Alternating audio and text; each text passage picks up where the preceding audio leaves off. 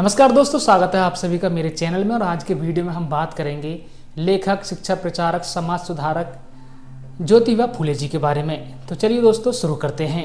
ज्योतिबा फूले जी का जन्म 11 अप्रैल 1827 को महाराष्ट्र के सतारा जिले के कटगुन गांव में हुआ था। उनका पूरा नाम ज्योतिबा राव गोविंद राव फूले था। वे एक समाज सुधारक, विचारक, लेखक और शिक्षा प्रचारक थे।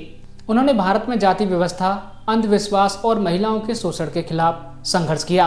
चलिए दोस्तों बात करते हैं ज्योतिबा जी के प्रारंभिक जीवन की। ज्योतिबा जी का परिवार एक माली समुदाय से था जो सामाजिक रूप से पिछड़ा माना जाता था। ज्योतिबा जी के पिताजी गोविंद राव फूलों का व्यवसाय करते थे। ज्योतिबा जी की प्रारंभिक पढ़ाई मराठी में हुई और उन्होंने बाद में पुणे के एक स्कॉटिश मिशनरी स्कूल से अंग्रेजी की शिक्षा प्राप्त की। उनकी पत्नी सावित्रीबाई फूले उनकी इस सामाजिक सुधार यात्रा में महत्वपूर्ण सहयोगी रहीं। चलिए दोस्तों बात करते हैं ज्योतिबा फूले जी के सामाजिक योगदान के बारे में। महिलाओं की शिक्षा। ज्योतिबा जी ने 1848 में लड़कियों के लिए पुणे में पहला स्कूल खोला, जो भारत में महिलाओं की शिक्षा के लिए क्रांतिकारी कदम था।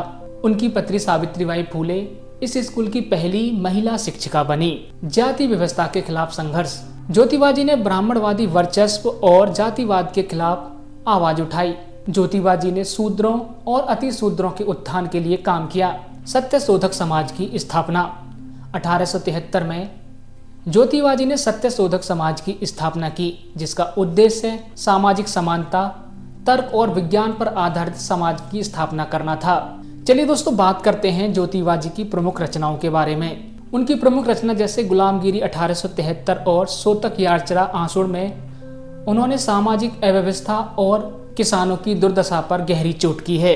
दोस्तों अगर बात करें ज्योतिबा जी की विचारधारा की, तो उन्होंने समानता, स्वतंत्रता और बंधुत्ववाद समाज को बढ़ावा दिया। वे ये मानते थे कि शिक्षा ही सामाजिक परिवर्तन का आधार है। उन्होंने वेदों और ब्राह्मणवादी ग्रंथों की आलोचना की और तर्क संगत समाज की वकालत की थी। दोस्तों अगर बात करें ज्योतिबा जी के निजी जीवन की, तो 1840 में उनका विवाह सावित्रीबाई फूले से हुआ, जो उनकी सामाजिक और शैक्षिक यात्रा में बराबर की भागीदार थीं। दंपति के कोई संतान नहीं थी, लेकिन उन्होंने एक विधवा के पुत्र यशवंत राव को गोद लिया था। ज्योतिबा फूले जी का निधन 28 नवंबर 1890 को हुआ। उनकी मृत्यु के बाद भी उनके विचार और सामाजिक सुधार आंदोलनों, विशेषकर डॉक्टर भीमराव अंबेडकर के कार्यों के प्रेरणा स्रोत बने।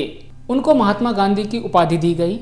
11 अप्रैल को महाराष्ट्र में ज्योतिबा फूले जयंती के रूप में मनाया जाता है। उनके नाम पर कई शैक्षिक संस्थान और पुरस्कार स्थापित किए गए।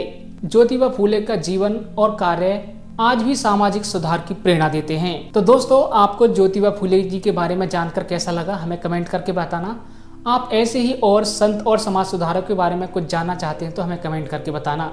वीडियो अच्छा लगा हो तो लाइक करके जाना, चैनल पर नए हो तो सब्सक्राइब करके जाना। धन्यवाद।